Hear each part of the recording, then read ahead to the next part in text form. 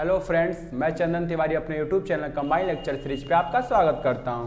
तो आज फ्रैक्शन की 5वीं क्लास है और आज 5वीं क्लास में हम ये देखेंगे कि आज हमें कैसे किसी भी फ्रैक्शन को परसेंटेज में कन्वर्ट करते हैं और कैसे किसी भी परसेंटेज में लिखी गई संख्या को फ्रैक्शन में कन्वर्ट करते हैं। ठीक है, तो आज की यही टॉपिक है। चलिए समझते हैं कुछ फ्रैक्शन के एग्जाम्पल्स को।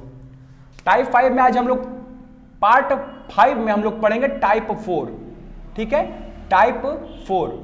टाइप 4 में क्या है? टाइप 4 होगा कि भिन्न को प्रतिशत में बदलना। ठीक है, भिन्नों को प्रतिशत में बदलना।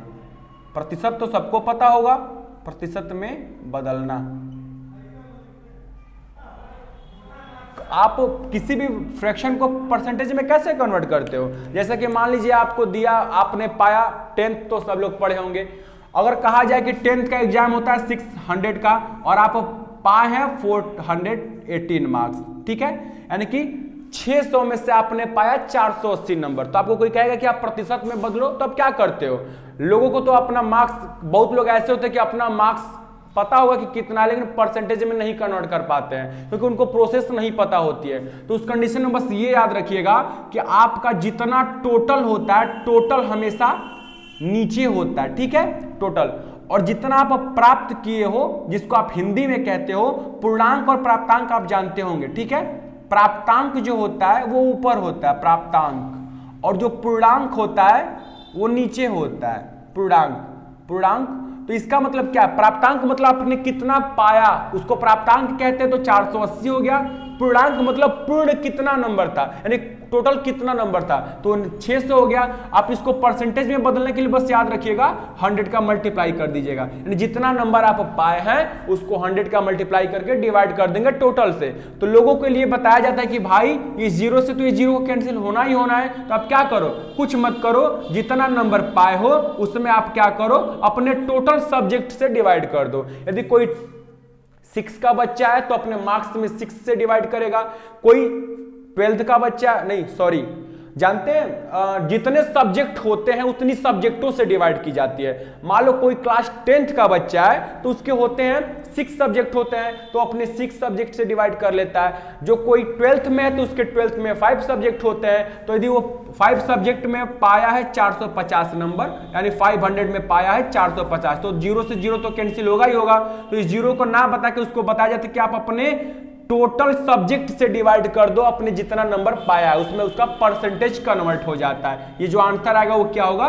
परसेंटेज में आ जाएगा। तो देखिए यहाँ से 6 8 या 80% हो गया, और यहाँ से आप कैंसिल करोगे तो ये 90% हो गया। तो ये आपका कन्वर्जन कहलाता है, फ्रैक्शन टू फ्रैक्शन को परसेंटेज में कैसे बदलते हैं। तो आज की टाइप यही है, तो कुछ एग्जाम्पल्स को देखते हैं और समझने का प्रयास करते हैं। ठीक है, भिन्नों को कैसे प्रतिशत में बदलते हैं। ठीक है, तो यहां पे लिखेंगे, इसका एक नोट समझ लीजिए। नोट, अगर नोट समझ जाएंगे तो सारी चीजें। नोट क्या है कि जो भी फ्रैक्शन है, फ्रैक्शन को क्या कहते हैं? अंश और बटे में हर कहते हो।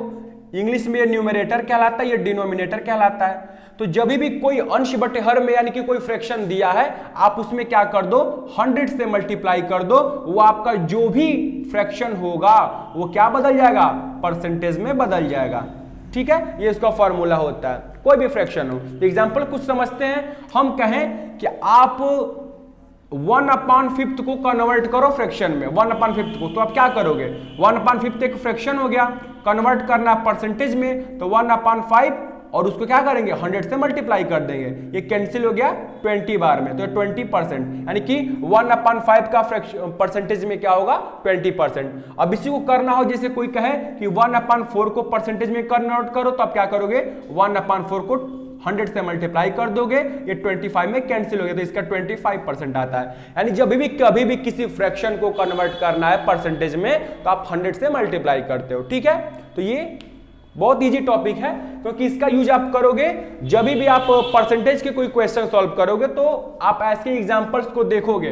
कभी कभी ऐसे देता ना कि एक संख्या का कोई नंबर दे देगा कि एक संख्या का 4/5 का 5/6 का 7/8 जितना भी होगा वह उस संख्या का कितना परसेंट है, वह उस संख्या का कितना परसेंट है। तो आप क्या करोगे? पहले तो कितना परसेंट निकालने के लिए पहले ये इसकी वैल्यू तो फाइंड करोगे। मान लो नंबर यहाँ पे हम लिख दे 480, तो उसके लिए आप उस वैल्यू को फाइंड करोगे। मान लो इसको सॉल्व करने पे मिल गया आपको 60, एज इट इज मैंने मान लिया कि 480 यहाँ पे था, इसका इतनी सॉल्व करने पे हमें 60 मिला। अब उसको पूछा जाएगा कि कितने परसेंट है, तब क्या करोगे, 60 था ना, यही नंबर आपको मिला इसको सॉल्व करने पे, यहाँ पे 480 लिख दीजिए और डिवाइड कर दीजिए। क्यों? क्योंकि जो टोटल यही है ना, टोटल तो 480 है और आपने सॉल्व करने पे जो पाया ये प्राप्तांक आपका 60 हो गया।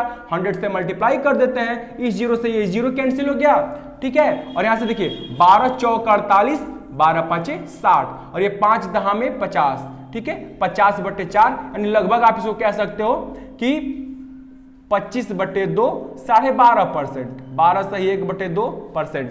तो ये कन्वर्जन कहलाता है। यानी कि जब भी कभी फ्रैक्शन को कन्वर्ट करना है आपको किस चीज में, परसेंटेज में, तो आप 100 का मल्टीप्लाई करोगे, ठीक है। तो ये इसका फॉर्मूला था, फ्रैक्शन मल्टीप्लाइड बाई 100, ठीक है। अब ये टाइप 4 था। टाइप 5 में क्या हम लोग देखेंगे, टाइप 5 में ये देखेंगे कि अगर कोई भी परसेंटेज दिया है और आप उसको बदलना है फ्रैक्शन में, तो आप क्या करोगे, ठीक है। तो नेक्स्ट जो टाइप है वो क्या है कि प्रतिशत को, प्रतिशत मतलब परसेंटेज, प्रतिशत, यानी ये इस फॉर्म में कोई नंबर दिया होगा को फ्रैक्शन में यानी कि भिन्न में कैसे बदलोगे आप, भिन्न में बदलना, ठीक है। ये आपकी टॉपिक है, प्रतिशत को भिन्न में बदलना, टाइप 5। ये देख लेते हैं। तो इसका नोटेशन क्या होती है, नोट इसका अगर आप चाहते हो कि नोट में कोई फार्मूला लिखा जाए तो बस ये समझिएगा, कोई भी नंबर यदि प्रतिशत में लिखा है, ठीक है, कोई भी नंबर यदि प्रतिशत में लिखा है, परसेंटेज में लिखा है, तो आप उसको चेंज करना चाहते हो फ्रैक्शन में, तो आप क्या करो, 1/100 से मल्टीप्लाई करो, या कहा जा सकता है कि परसेंटेज में कोई नंबर दिया है तो आप उसको 100 से डिवाइड करो। ये बदल जाएगा जो भी फॉर्म में, वो फ्रैक्शन फॉर्म कहलाएगा, ठीक है, फ्रैक्शन में बदल जाएगा, जो कि कहते हैं भिन्न, ठीक है। अब इसको समझ लेते हैं कैसे, 1/100 से मल्टीप्लाई करो या 100 से डिवाइड करो, बात एक ही है, ठीक है। कैसे समझेंगे इसको हम, अभी हमने देखा था कि 1/5 को यदि हमने परसेंटेज में बदला था तो आया था 20%, यही आया था ना। तो हम चलिए चेक कर लेते हैं क्या हमारा आंसर सही है। 1/5 को मैंने चेंज किया परसेंटेज में तो 20% आया। चलो इसी 20% को कन्वर्ट करके देखते हैं फ्रैक्शन में, क्या 1/5 आता है। तो इसके लिए क्या फॉर्मूला बनाया गया कि परसेंटेज मल्टीप्लाइड बाई 1/100, यही है ना। देखो तो 21 या 20, 25 या 100, तो यह तो आ गया 1 या 1/5, यानी क्या मिला 1/5, ठीक है। तो ये आपको पता चला कि परसेंटेज को कैसे आप कन्वर्ट कर सकते हो, परसेंटेज को फ्रैक्शन में और फ्रैक्शन को परसेंटेज में। एक और नंबर लिख के देखते हैं, आपको कभी ऐसा मिल जाए कि आपको चेंज करना है 45% को किसमें, फ्रैक्शन फॉर्म में, तब क्या करोगे, 45 दिया है 1/100 कर दोगे, क्या होगा, 5 से कैंसिल हो रहा है, तो देखिए 5 9 जा 45 और ये 5 सेकंड के तो 5 20 बार में कैंसिल कर देगा 100 को। तो यहाँ पे आंसर आपका आया 9/20, ठीक है। तो यानी कि क्या पता चला, एक और एग्जांपल्स को देखते हैं। यहाँ पे हम 65 कर लेते हैं या फिर यहाँ पे 75 कर लेते हैं, ठीक है। 75% को आपको चेंज करना है किसमें, फ्रैक्शन फॉर्म में। तो क्या करोगे, 75 मल्टीप्लाइड बाई 1/100, डायरेक्ट कट रहा है 25 बार में, 25 × 75, 25 चौके 100, यानी 3/4, 3/4, ये आपका फ्रैक्शन कन्वर्जन होता है। तो यार आपको पता चला कि कैसे किसी भी फ्रैक्शन को हम चेंज करते हैं परसेंटेज में और परसेंटेज को कैसे चेंज करते हैं फ्रैक्शन में, ठीक है।